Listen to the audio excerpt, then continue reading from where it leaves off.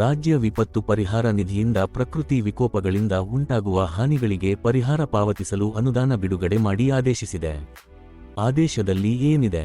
2024ರಿಂದ 25ನೇ ಸಾಲಿನಲ್ಲಿ ನೈಸರ್ಗಿಕ ವಿಕೋಪಗಳಿಂದ ಸ್ಥಳೀಯವಾಗಿ ಉಂಟಾಗುವ ಬೆಳೆ ಹಾನಿಗೆ ಕೇಂದ್ರ ಸರ್ಕಾರದ ಗೃಹ ಮಂತ್ರಾಲಯವು ಜುಲೈ 11, 2023ರಂದು ಹೊರಡಿಸಿರುವ revised items of expenditure and norms of assistance from the state disaster response fund SDRF ರ ಮಾರ್ಗಸೂಚಿಗಳನ್ವಯ ನಿಯಮಾನುಸಾರ ರಾಜ್ಯ ವಿಪತ್ತು ಪರಿಹಾರ ನಿಧಿಯಿಂದ ಪಾವತಿಸಬಹುದಾದ ಪರಿಹಾರ ಮೊತ್ತವನ್ನು ಸಂಬಂಧಪಟ್ಟ ಜಿಲ್ಲೆಯ ಜಿಲ್ಲಾಧಿಕಾರಿಗಳ ಹಂತದಲ್ಲಿಯೇ ಪರಿಹಾರ ತಂತ್ರಾಂಶದ ಮುಖಾಂತರ ಮಾತ್ರವೇ ನಿಯಮಾನುಸಾರ ಅರ್ಹ ರೈತ ಫಲಾನುಭವಿಗಳಿಗೆ ಅರ್ಹತೆಗನುಗುಣವಾಗಿ ಪಾವತಿಸಲು ಕಾರ್ಯವಿಧಾನ ಹಾಗೂ ಷರತ್ತು ನಿಬಂಧನೆಗಳನ್ನು ಮೇಲೆ ಓದಲಾದ 1ರ ಆದೇಶದಲ್ಲಿ ನಿಗದಿಪಡಿಸಲಾಗಿದೆ ಎಂದಿದ್ದಾರೆ.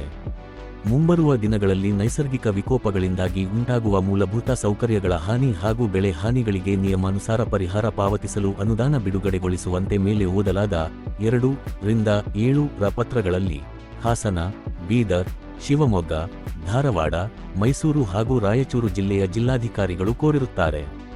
ಕೇಂದ್ರ ಸರ್ಕಾರದ 15ನೇ ಹಣಕಾಸು ಆಯೋಗದ ಶಿಫಾರಸ್ಸಿನಂತೆ 2024ರಿಂದ 25ನೇ ಸಾಲಿನಲ್ಲಿ ರಾಜ್ಯ ವಿಪತ್ತು ಪರಿಹಾರ ನಿಧಿಗೆ ಕೇಂದ್ರ ಸರ್ಕಾರದಿಂದ 2ನೇ ಕಂತಿನ ಅನುದಾನ ರೂ. 366.00 ಕೋಟಿಗಳನ್ನು ಮೇಲೆ ಓದಲಾದ 7ರ ಪತ್ರದಲ್ಲಿ ಕೇಂದ್ರ ಸರ್ಕಾರವು ಬಿಡುಗಡೆ ಮಾಡಿರುತ್ತದೆ. ಮೇಲೆ ಓದಲಾದ 8ರ ಹಿಂಬರಹದಲ್ಲಿ ಆರ್ಥಿಕ ಇಲಾಖೆಯು 2ನೇ ಕಂತಿನ ರಾಜ್ಯದ ಪಾಲು ರೂ.